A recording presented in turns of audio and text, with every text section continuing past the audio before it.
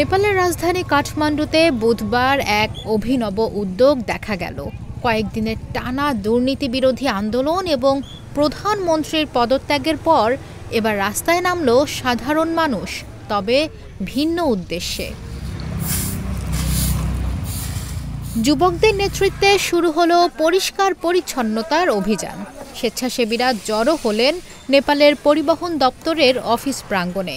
ভাঙা আসবাব, ছড়িয়ে থাকা কাঁচ আর ধ্বংসস্তূপ সরাতে এগিয়ে আসলেন সবাই। কেউ মেঝে ঝাড়ু দিলেন, কেউ বাইরে রাস্তাঘাট পরিষ্কার করলেন।